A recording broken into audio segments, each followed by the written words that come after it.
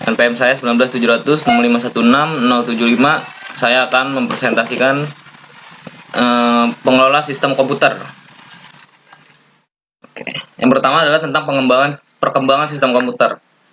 Penyebab utama terjadinya era globalisasi yang datangnya lebih cepat dari dugaan semua pihak adalah karena perkembangan pesat teknologi, implementasi internet, electronic commerce, electronic data interchange, virtual office, telemedicine, intranet, dan lain sebagainya telah menerobos batas-batas fisik antar negara. Penggabungan antara teknologi komputer dengan teknologi telekomunikasi telah menghasilkan suatu revolusi di bidang sistem informasi. Data atau informasi yang pada zaman dahulu harus memakan waktu berhari-hari untuk diolah sebelum dikirimkan ke sisi lain di dunia, saat ini dapat dilakukan dalam hitungan detik. Nggak perlu lama-lama. Dan contoh pengembangannya adalah sistem operasi Android. Sistem operasi Android pertama kali didirikan pada 2003 oleh Andy Rubin, Rich Miner, Nick Sears, dan Chris White. Android ini diciptakan untuk menyaingi sistem operasi yang populer pada saat itu seperti Symbian, Windows Mobile, dan sebagainya lah. Pada saat awal-awal dibentuk, sistem operasi Android sempat mengalami jatuh bangun. Sampai pada Agustus 2005, Google secara resmi mengakui sisi Android dan menjadikannya sebagai anak perusahaan yang sepenuhnya dimiliki oleh Google. Dan yang Android pertama itu adalah Android Astro yang dirilis pada 23 September 2008.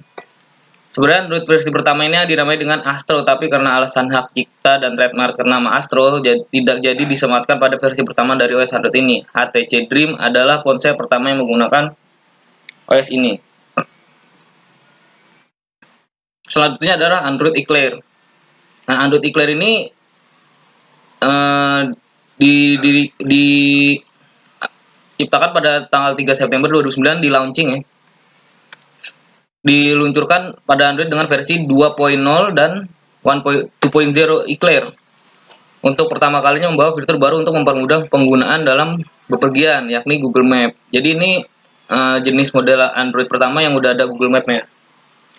Fitur peta yang kelak sangat populer itu datang lengkap dengan turn by turn navigation dan paduan suara voice guidance yang masih ada hingga sekarang.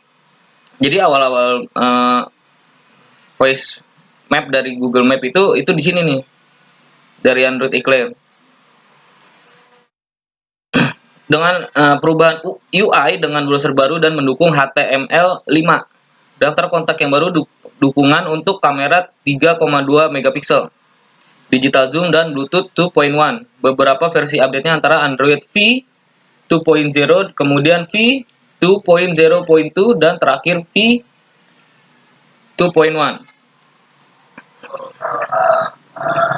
Dan yang selanjutnya adalah Android Gingerbread. Gingerbread ini pertama yang saya tahu ya, ini pertama kali saya pakai Android.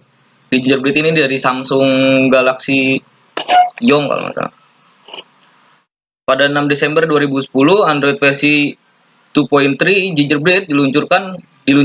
Perubahan-perubahan umum yang didapat dari Android versi ini antara lain yaitu peningkatan kemampuan gaming. Nah, ini salah satunya mungkin yang main gamenya udah lumayan enak kalau waktu zaman-zaman itulah. Downloadnya juga udah nggak susah, nggak harus pakai Java. Kalau ini kan udah ada Play Store. Dan juga di sini ada peningkatan fungsi copy paste, layar antar muka, dukungan format video VP8 dan WebM, efek audio baru, ada reverb, equalizer,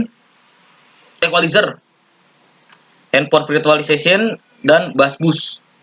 Dukungan kemampuan Near Field Communication atau NFC ini untuk mengirim data secara cepat ya, NFC ini. Dan dukungan jumlah kamera yang lebih dari satu. Yang selanjutnya adalah Android 4.0 yang diumumkan pada tanggal 19 Oktober 2011. Membawa fitur honeycomb untuk smartphone dan menambahkan fitur baru termasuk membuka kunci dengan pengenalan wajah, jaringan data pemantau penggunaan dan kontrol, terpadu kontak jaringan sosial, perangkat tambahan fotografi, mencari email secara offline, dan membagi informasi dengan menggunakan NFC. Ini sama kayak sebelumnya nih, ada NFC-nya. Tapi dia sekarang untuk di beberapa HP juga tergantung ya, ada yang ada NFC-nya, ada yang belum. untuk di zaman sekarang karena mungkin fiturnya lumayan dipangkas-pangkas untuk mengurangi biaya penjualan. Yang keempat adalah Android KitKat.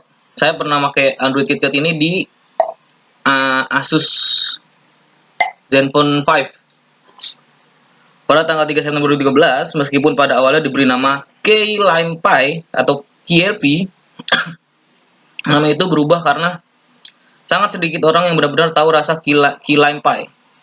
Sistem operasi Android KitKat membawa banyak peningkatan yang cukup signifikan. Pada versi ini, Google fokus meningkatkan user experience pengguna Android dengan meningkatkan performa sistem operasinya. KitKat memulai debutnya pada Google Nexus 5 pada tanggal 31 Oktober 2013 dan dioptimalkan untuk berjalan pada rentang yang lebih besar dari perangkat dari versi Android sebelumnya. Memiliki 512 MB RAM sebagai minimum yang disarankan.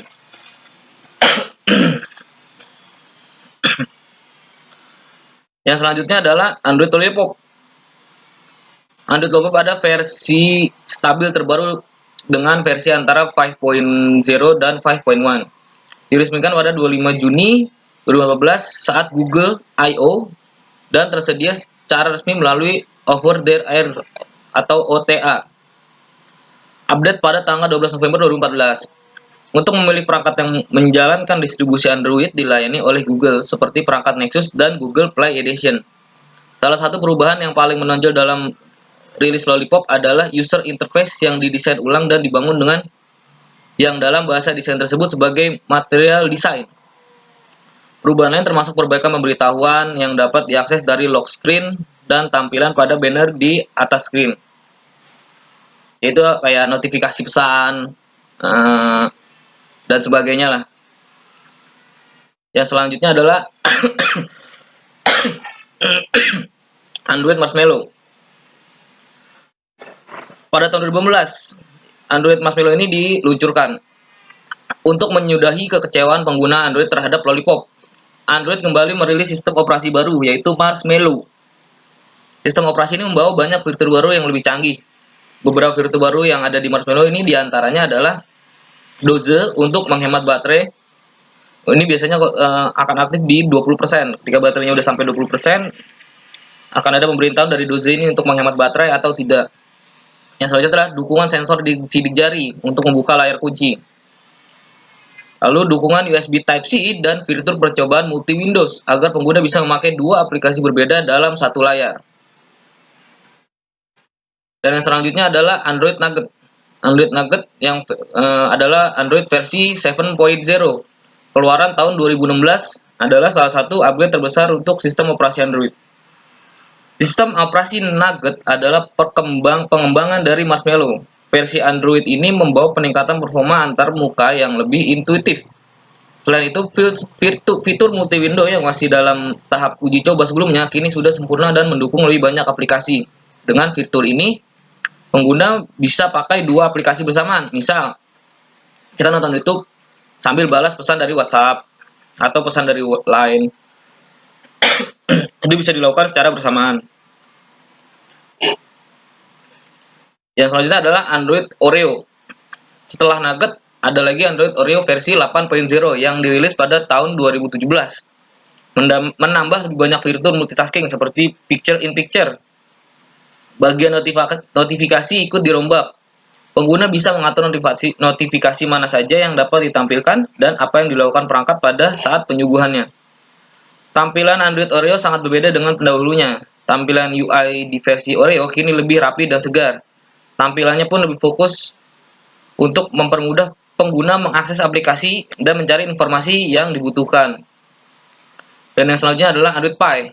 Android Pie ini perkembangan Android sistem teranyar yang baru saja diresmikan pada tahun 2018 lalu. Android Pie ini versi 9.0 mengganti 3 tombol navigasi dengan tombol tunggal berbentuk elips. Versi Android terbaru dengan nama Kue Pie ini membawa lompatan baru dalam sejarah sistem operasi handphone. Android Pie sudah didukung kemampuan kecerdasan buatan atau AI. Berkat AI, handphone Android bisa semakin pintar karena bisa mempelajari pola pengguna secara otomatis. Android Pie bisa menyesuaikan konsumsi baterai dengan rutinitas sehari-hari. Dan setelah Android Pie ini sebenarnya ada lagi satu lagi Android yang saya juga belum tahu namanya apa, cuman ini adalah versi 10 dari sistem operasi Android, yang itu mungkin baru, yang kalau nggak salah baru diluncurkan bulan Oktober atau November 2020 yang kemarin. Jadi belum mengetahui juga fitur apa aja yang ada di situ dan HP apa aja yang menggunakan fitur itu. Dan kayak sepertinya itu akan menjadi HP yang flagship ya, yang kalau misalkan menggunakan yang itu ya, karena Android Pie sendiri aja masih banyak yang belum pakai. Kalau udah keluar yang 10 ya mungkin HP-HP-nya dengan harga-harga yang mungkin udah lumayan menguras kantong juga. Dan itu adalah presentasi dari saya. Sekian, terima kasih. Wassalamualaikum warahmatullahi wabarakatuh.